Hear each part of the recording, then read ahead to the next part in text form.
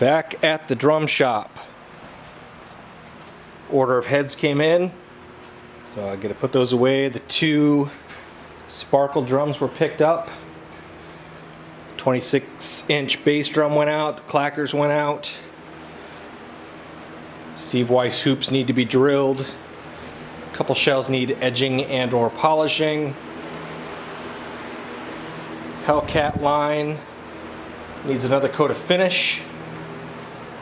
Somewhere around here is that little Piccolo snare that needs edges cut. And then we can start reassembling.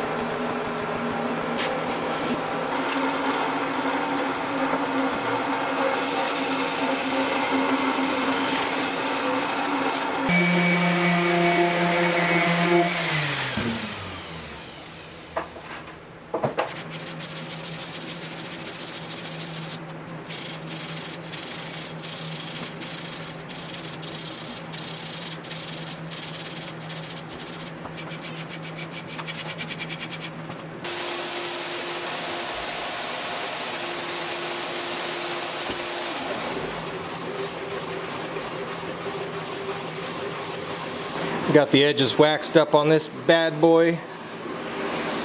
Ready to reassemble. I think I've discovered why the shell was in such bad shape. These are not supposed to be angled in. This thing took a really hard fall. Probably right on the throw off, which is what smashed in the shell because it was really messed up here and opposite. So it probably just sent a shockwave through the whole dang thing. Nice.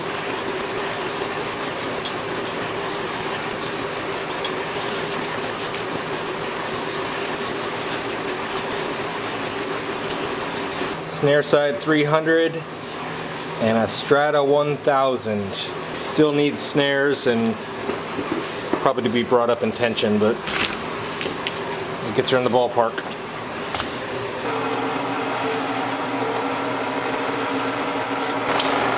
Drilling holes for the mounts.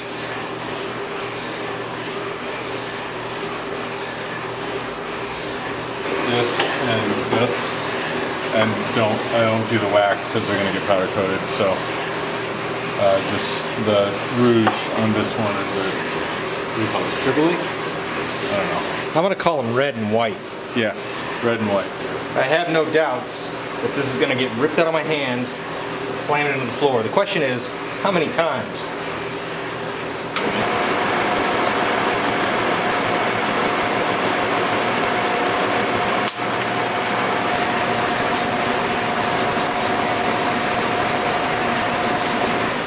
One time, not bad.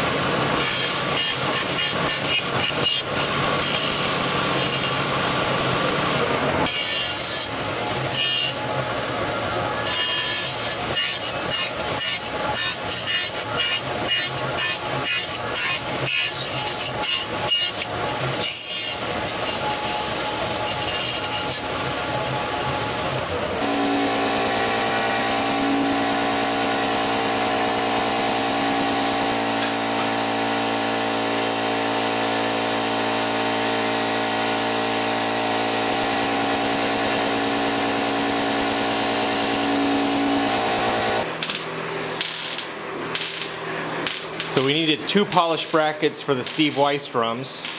We needed 10 sandblasted brackets for the Hellcat drums. And we decided just to batch out some more for upcoming muster events. Inventory. See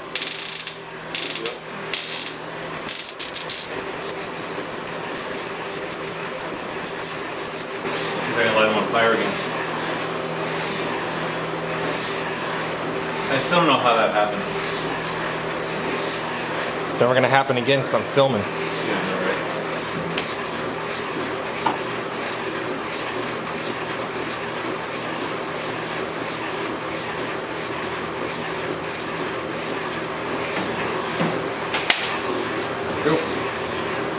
Next up, Odie's oil on the Steve Weiss drum hoops.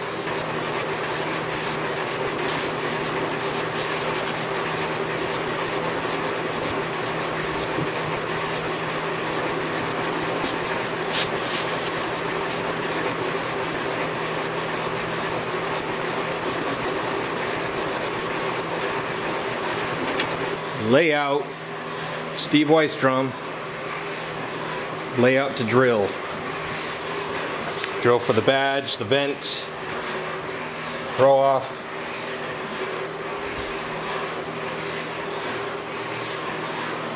Meanwhile, there's this beat up shell from a free floating marching snare.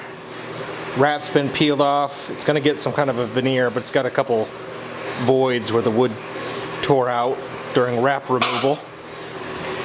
So I'm gonna fill it in. Famo wood. Top level work right there.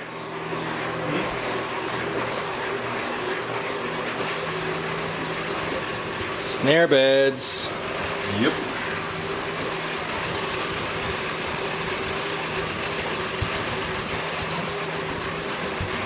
Someday we might actually get around to making that snare bed sled I know, the one I thing. made is like almost awesome, but it's not quite there.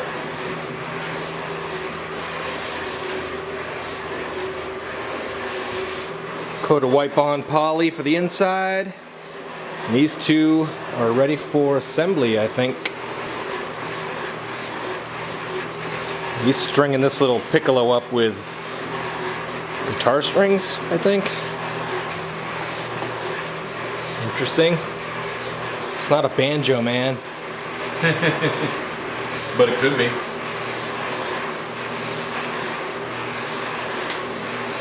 Are those silk wrapped or just straight up guitar strings? They're guitar strings. Classical guitar. So,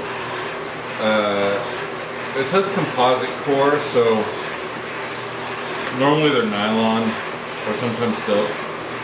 These are, I don't know what these are, but some kind of nylon composite core wrapped with, they call it silver, but I'm sure it's an alloy with a very, very, very, very, very, very small amount of silver. Zinc. Yeah. Silverish, you know. I've been wanting to kind of mess with this idea a little bit more lately anyway. Because I really like the idea of guitar string snares. I just haven't yet been able to really make it sound good. But I think it could. I don't know. Find out.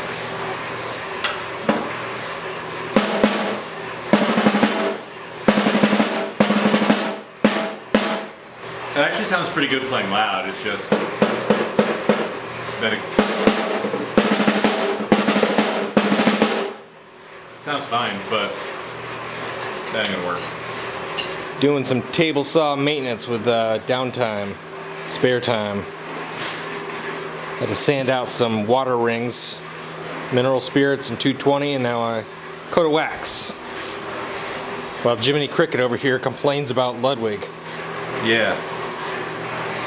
Fun fact, there is a limit to how low you can put a throw off on a snare drum and still have the snares work properly.